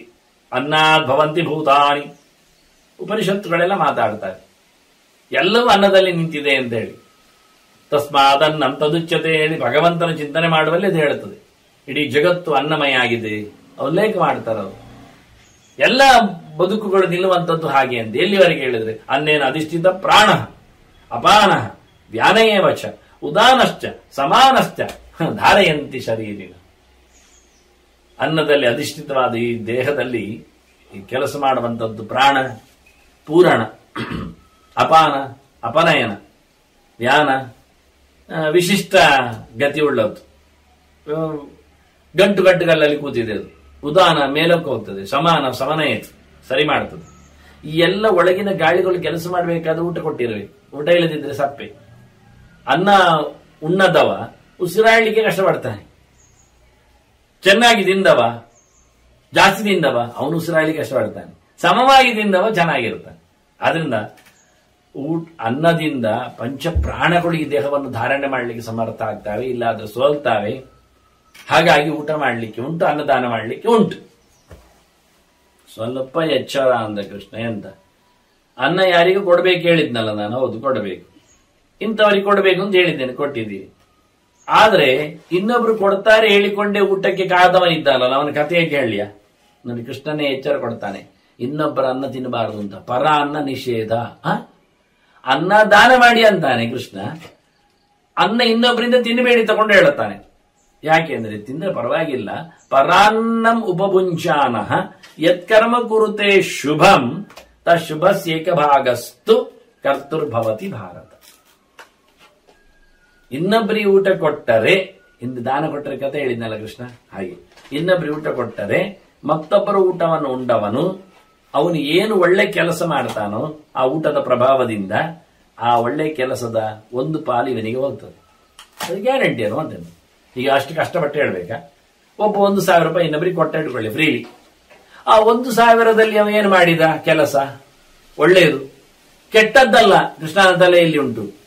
ಅವನು ಏನು ಒಳ್ಳೆ ಕೆಲಸ ಮಾಡಿದ್ನೋ ಅದರ 1/4 ಒಂದು ಭಾಗ, ಒಂದಿಷ್ಟು ಅದರ ಮೇಲೆ ಡಿಪೆಂಡ್ಸ್ ಆನ್ ಅದೇನು ಬರ್ತದೆ. ಎಷ್ಟು ಹೇಳಲಿಕ್ಕೆ ಹೋಗ್ಲಿಲ್ಲ ಕೃಷ್ಣ. ಒಂದು ಭಾಗ ಬರ್ತದೆ ಒಳ್ಳೆ ಕೆಲಸ ಮಾಡಿದ್ರೆ. ಅವನು ಊಟ ಮಾಡಿ ಗಟ್ಟಿಯಾಗಿ 1 ಗಂಟೆ ವೇದ ಪಾರಾಯಣ ಮಾಡಿದ ಇಟ್ಕೊಳ್ಳುವ, ಅದು ಕರಗಲಿಲ್ಲ. 3 ಗಂಟೆ ಪಾರಾಯಣ ಮಾಡಿದ, ಪೂರ ಕರಗಲಿಲ್ಲ. 6 ಗಂಟೆಯಲ್ಲಿ ಅವನು ಪಾರಾಯಣ, ಪ್ರವಚನ, ಅಧ್ಯಯನ, ಅಧ್ಯಾಪನ ಮಾಡಿದ, ಅಲ್ಲಿ ಕರಗಿತು. ಒಬ್ಬ ಊಟ ಮಾಡಿದವನ ಅನ್ನ ದೇಹದಲ್ಲಿ ಸುಮಾರಾಗಿ 6 ರಿಂದ 8 ಗಂಟೆಯಲ್ಲಿ ಕರಗುತ್ತದೆ. ಆದ್ರೆ ಕರಗಿದ್ರೆ ನೆತ್ತರಾದದ್ದು ಹೋಗುವುದಿಲ್ಲ, ಮಲಮೂತ್ರ ಆದದ್ದು ಮಾತ್ರ ಹೊರಗೆ ಹೋಗುವುದು, ಬುದ್ಧಿಗತರದ್ದು ಹೋಗುವುದಿಲ್ಲ. ಆದ್ರಿಂದ ಅವನ ಜೀವನದಲ್ಲಿ ಒಂದು ಊಟ ಮಾಡಿದವನದ್ದು ದೇಹದೊಳಗೆ ತುಂಬಿರತಕ್ಕಂಥ ಅವನ ಆ ವಸ್ತು ಕಂಟೆಂಟ್ಸ್ಗಳಿಂದ, ಕಣಗಳಿಂದ, ಸೂಕ್ಷ್ಮ ಪದಾರ್ಥಗಳಿಂದಾಗಿ ಅವನ ಜೀವನದುದ್ದಕ್ಕೆ ಮಾಡಿದ ಏನೆಲ್ಲ ಒಳ್ಳೆ ಕೆಲಸಗಳುಂಟು ಅದರ ಒಂದು ಪಾಲು ಇವನಿಗೆ ಸಿಗ್ತದೆ. ಯಾವಾಗ ಕೆಟ್ಟದ್ದು ಮಾಡಿದ್ದಲ್ಲ. ಆದ್ರಿಂದಲೇ ಸ್ವಲ್ಪ ಜಾಗ್ರತೆ. ನಾಳೆ ಕೆಟ್ಟದ್ದು ಮಾಡಿದಾಗಲೂ ಬರಬಹುದು ಇವನಿಗೆ, ಕೇಳಲಿಕ್ಕಿಲ್ಲ ಒಂದೊಮ್ಮೆ. ಯಾಕೆ ಉದ್ದೇಶಪೂರ್ವಕವಾಗಿ ಗೊತ್ತಿದ್ದೆ ನೀವು ಕೊಟ್ರೆ, ಗೊತ್ತಿಲ್ಲದೆ ಮಾಡಿದ್ರೆ ಒಳ್ಳೇದು, ಅದು ವಿಷಯ. ಆದ್ರಿಂದ ಇನ್ನೊಬ್ಬರು ಊಟ ಮಾಡಬೇಡಿ ಹೇಳಿದವರು ಹೇಳಿದಿರು. ಇನ್ನೊಬ್ಬರ ಊಟ ಮಾಡಬೇಡಿ ಯಾಕೆ ಅಂದ್ರೆ, ಇನ್ನು ಕೊಡಬೇಡಿ ಅನ್ನೋದು ಮತ್ತೆ ವಿಷಯ ಹೇಳ್ತಾನ ಅವನು. ಇನ್ನೊಬ್ರು ಊಟ ಮಾಡಬೇಡಿ ಯಾಕೆ ಅಂದ್ರೆ, ಇನ್ನೊಬ್ರು ಊಟ ಮಾಡಿದರೆ ಅವನಿಗೆ ನಿಮ್ಮ ಒಳ್ಳೆಯದೆಲ್ಲ ಹೋಗ್ತದೆ, ಒಂದಿಷ್ಟು ಪಾಲು ನೀವು ಕಳ್ಕೊಳ್ಳಿಕ್ಕೆ ತಯಾರಾಗಬೇಕು. ಅದನ್ನ ಪರಾನ್ನ ನಿಷೇಧ. ಇದು ಸುಲಭವಾಗಿ ಹೇಳಿದ್ದು. ಇನ್ನು ಅವನ ಊಟದಲ್ಲಿ ಸರಿ ಇಲ್ಲ, ದುಷ್ಟವಾಗಿದೆ, ಅವನು ತಪ್ಪು ಮಾಡಿದ್ದಾನೆ, ಅಮೇಧ್ಯ ಕೊಡ್ತಾನೆ, ಉಚ್ಚಿಷ್ಟ ಹಾಕ್ತಾನೆ, ಅಸ್ಪೃಶ್ಯವಾದ ವ್ಯವಸ್ಥೆ ಉಂಟಲ್ಲಿ ಇಂತೆಲ್ಲ ಹೇಳಿಕೊಂಡ್ರದ್ದು ವಿಷಯ ಬೇರೆ. ನೀರು ಸರಿ ಇಲ್ಲ, ನೆಲ ಸರಿ ಇಲ್ಲ, ಮಣ್ಣು ಸರಿ ಇಲ್ಲ, ದ್ರವ್ಯ ಸರಿ ಇಲ್ಲ, ಬೆಂಕಿ ಸರಿ ಇಲ್ಲ ಹೇಳಿದ್ರೆ ಅದು ಬೇರೆ ವಿಷಯ. ಇದು ಖಾಲಿ ಇನ್ನೊಬ್ಬರ ಸತ್ತು ಊಟ ಮಾಡಿದರೆ ಎಷ್ಟು ಹೆಚ್ಚು ಕಮ್ಮಿ ಆಗುತ್ತೆ ಅಂತ ಕೃಷ್ಣ ಹೇಳ್ತಾನೆ. ಇನ್ನು ಊಟದ ವೈಭವಗಳ ಬಗ್ಗೆ ಎಲ್ಲ ಮತ್ತೆ ಮಾತು ಹೇಳ್ತಾನೆ ಕೃಷ್ಣ. ಇನ್ನು ಅನ್ನದಾನದ ಅನೇಕ ಮುಖಗಳ ಚಿಂತನೆಗಳನ್ನು ಮತ್ತೆ ಕೇಳುವ ವಂದನೆಗಳು. ಶ್ರೀಕೃಷ್ಣ ಅರ್ಪಣಮಸ್ತು. ನಾರಾಯಣ ನಾರಾಯಣ ನಾರಾಯಣ.